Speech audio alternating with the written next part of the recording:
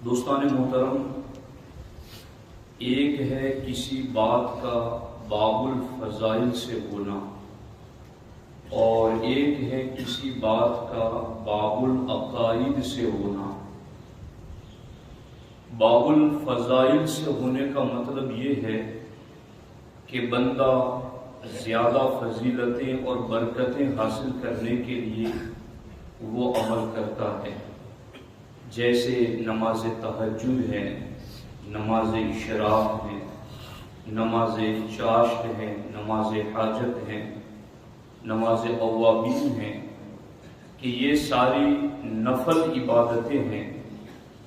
یہ باب الفضائل سے تعلق رکھتی ہیں۔ اگر ان میں سے بندہ کسی کو بھی جان بوجھ کر بھی چھوڑ دیتا ہے تو وہ گنہگار نہیں ہے، لیکن باب العقائد سے جب کوئی بات ہوتی ہے تو باب العقائد سے کون سی بات ہوتی ہے؟ وہ بات جو ثابتات، محکمات اور قطعیات سے ہو، یعنی جس کی دلیل بالکل قطعی یقینی ہو، جس میں کوئی احتمال نہ ہو، تو وہ ضروریات دین اور ضروریات اہل سنت ہیں۔ اور ضروریات دین اور ضروریات اہل سنت، اس کا تعلق باب العقائد سے ہے،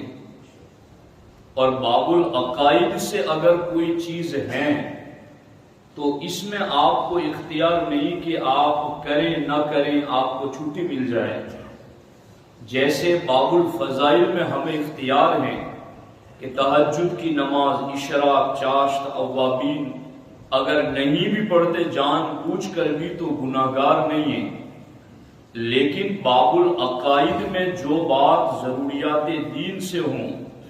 یا جو بات ضروریات مذہب اہل سنت سے ہوں، اگر ان میں سے کسی ایک بات کا بھی کوئی بندہ انکار کرتا ہے تو یا تو وہ کفر پہ جا کے ٹھہرتا ہے، یا گمراہیت پہ جا کے ٹھہرتا ہے، یا وہ مذہب اہل سنت سے خارج ہو جاتا ہے۔ تو یہ دو چیزوں کا فرق سمجھنا بنیادی اعتبار سے ضروری ہے کہ باب الفضائل سے تعلق رکھنے والی چیزیں کیا ہیں اور باب العقائد سے تعلق رکھنے والی چیزیں کیا ہیں۔ لوگ گڈمڈ وہاں کر دیتے ہیں کہ سیدنا ابو بکر الصدیق رضی اللہ تعالی عنہ نبیوں رسولوں کے بعد اگلی امتوں میں اور اس امت میں سب سے افضل ترین ذات ہے۔ ابو بکر صدیق رضی اللہ تعالی عنہ کو امت میں سب سے افضل ماننا، اگر یہ باب الفضائل سے ہوتا تو کوئی مانے نہ مانے کچھ فرق نہ پڑتا، کوئی برتے نہ برتے کچھ فرق نہ پڑتا، مگر صدیق اکبر رضی اللہ تعالی عنہ کا پوری امت میں سب سے افضل ہونا یہ باب الفضائل سے نہیں، یہ باب العقائد سے ہے۔ اور یہ بات میں اپنے آپ سے نہیں کہہ رہا ہوں، بلکہ اس سلسلے میں امام اہل سنت امام محمد رضا خان محدث بریلوی علیہ الرحمہ جلد نمبر 5 فتاوی رضویہ شریف کی صفحہ نمبر 580 پر لکھتے ہیں کہ مسئلہ افضلیت ہرگز باب فضائل سے نہیں جس میں ضعاف یعنی ضعیف حدیثیں سنی جائیں، بلکہ مواقف اور شرح مواقف میں تو تصریح کے باب عقائد سے ہیں۔ صدیق اکبر رضی اللہ تعالی عنہ کا پوری امت میں افضل ہونا یہ باب العقائد سے ہیں۔ اب کچھ لوگوں نے اپنی طبیعتیں یوں بنا رکھی ہیں کہ ہمارا جی نہیں مانتا، ہمارا دل نہیں مانتا، تو یہاں جی ماننے اور دل ماننے کی بات نہیں ہے، نہیں مانیں گے تو سنی نہیں رہیں گے۔ سنی بن کے رہنا ہے تو پوری امت میں سب سے افضل ابو بکر صدیق کو ماننا ہے، بس۔ چونکہ اس ٹاپک پہ بات کرنے کی ہمیں ضرورت کیوں پڑ رہی ہے؟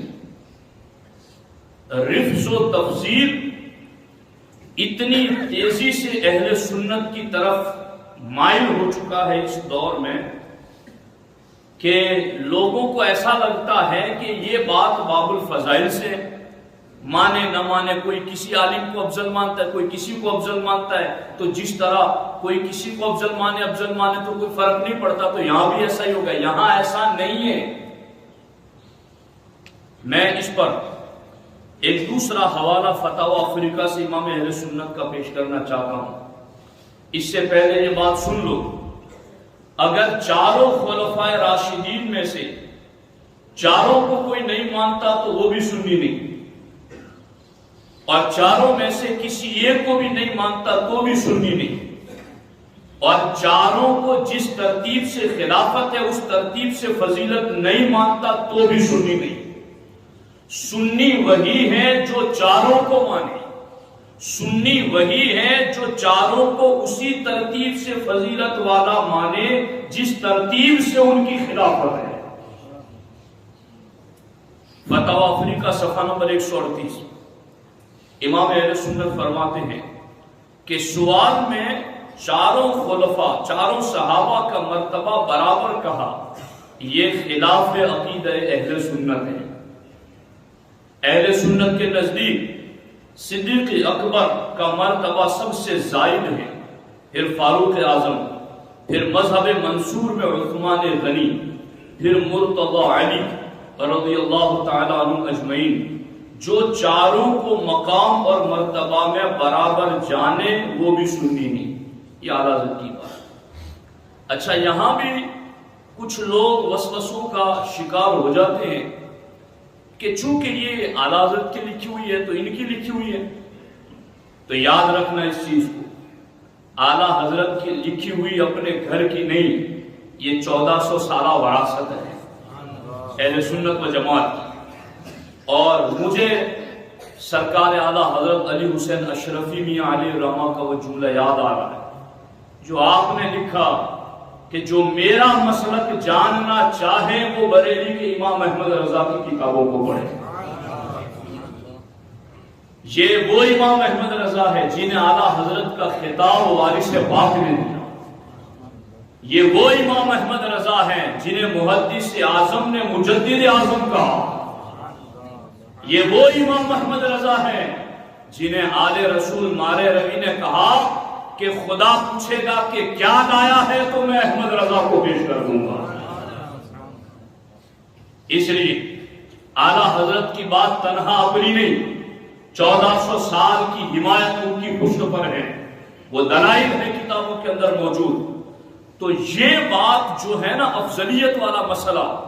یہ باب العقائد سے ہے، اور اس کا انکار یہ بد مذہبیت، گمراہیت اور اہل سنت کے دائرے سے خارج ہونا ہے۔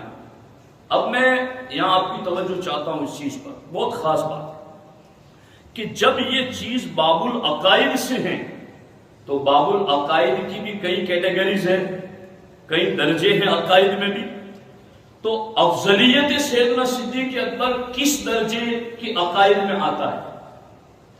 تو آپ کی توجہ ہو تو میں عرض کرنا چاہتا ہوں، فقہ کے 4 اصول ہیں، کتاب، سنت، اجماع اور قیاس، اور عقائد کے بھی 4 اصول ہیں، کتاب، سنت، سوات اعظم اور عقل صحیح۔ فقہ کے 4 اصولوں میں اجماع سب سے بڑی دلیل۔ یہ ساری باتیں تو ہیں علماء کو سمجھانے والی، درسگاہ کی باتیں ہیں، لیکن میں کوشش کر رہا ہوں کہ فقہ کے جو 4 اصول ہیں، کتاب و سنت، اجماع اور قیاس، ان میں اجماع سب سے قوی اور مضبوط دلیل، اور ادھر عقائد کے جو 4 اصول ہیں، کتاب، سنت، سواد اعظم اور عقل صحیح، ان میں سواد اعظم سب سے اعلیٰ درجے کی دلیل۔ تو فقہ کی 4 دلیلوں میں اجماع اقوال ادلہ سب سے مضبوط دلیل، اور عقائد کی 4 دلیلوں میں سواد اعظم یہ اقوال ادلہ سب سے مضبوط دلیل، اور خدا کی قسم اجماع جو سب سے عظیم دلیل ہے اس سے اور سواد اعظم جو سب سے مضبوط دلیل ہے اس سے، فقہ اور عقائد کی دلیلوں میں بھی مضبوط ترین دلیل سے ابو بکر صدیق کا خلیفہ بلا فصل ہونا اور آپ کا امت میں افضل ہونا ثابت ہے۔